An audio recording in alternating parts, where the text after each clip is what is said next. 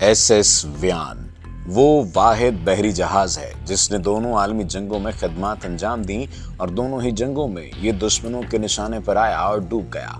SS व्यान असल में ऑस्ट्रिया की बहरिया में शामिल था। पहली जंग अजीम के दौरान सन 1918 में इसे अतालवी बहरिया ने डिबो दिया था।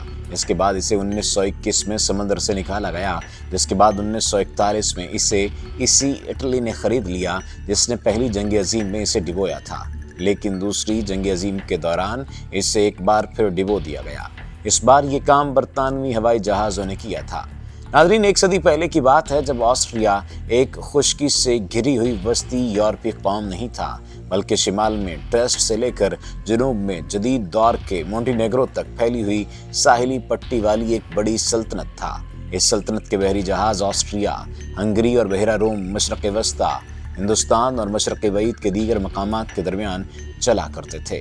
इन लाइन्स में SS व्यान भी था जो 7,767 टन का लाइनर था, जिसे 1911 में बनाया गया था। इस जहाज़ का नाम ऑस्ट्रिया के दारुल हुकूमत वियना के नाम पर रखा गया था।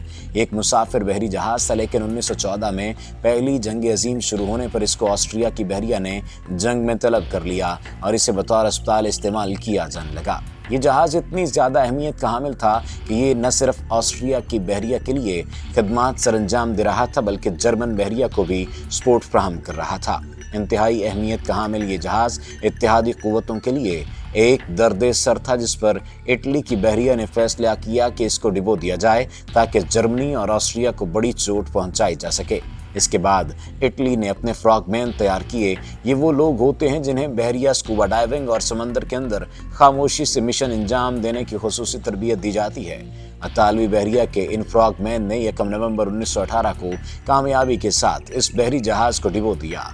ये ऑस्ट्रिया, हंगरी और जर्मनी के लिए एक बड़ा झटका था। सन 1919 में पहली जंग अजीम खत्म हुई, जिसके 2 बरस बाद सन 1921 में इस जहाज को समंदर से निकाला गया और इसको पुरानी ड्यूटी सौंप दी गई, यानी ये दोबारा मुसाफिरों को लाने ले जाने का काम करने लगा।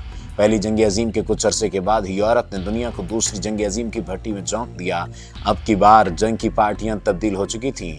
अब वही इटली जो पहली जंग में जर्मनी का मुखालिफ था, अब इसका इत्तेहादी बन चुका था और एक्सिस पावर्स का एक अहम रुकन था। दूसरी जंग अजीम से पहले वही इटली जिसने SS व्यान को डिबोया था, अब इसे खरीद चुका था। इटली ने इसका नाम SS व्यान से तब्दील करके SSU कर दिया था। दूसरी जंग अजीम शुरू हुई तो इटली ने भी इस जहाज से वही काम लेना शुरू कर दिया जो इससे पहले ऑस्ट्रिया और जर्मनी ने लिया था, यानी अतालवी बहरिया ने भी इसे अस्पताल के तौर पर इस्तेमाल करना शुरू कर दिया। पहली जंग अजीम में ज़्यादातर लड़ाइयाँ आमने सामने की होती थीं, क्योंकि उस वक्त तक तो जंगी जहाज़ बन चुके थे, लेकिन ये इतने मॉडर्न नहीं हुए थे कि जंग का नक्शा बदलने की सलाहियत रखते हों। दूसरी जंग अजीम शुरू हुई तो बहरी जहाज़ जदीद तरीन हो चुके थे और भरपूर तबाही फैलाने की सलाहियत रखते थे। इसका अंदाज़ा यूं भी लगाया जा सकता है कि अमेरिका ने जापान के 2 शहरों पर जो 2 एटम बॉम्ब बरसाए थे, वो दोनों ही लड़ाका तैयारों के जरिए गिराए गए थे।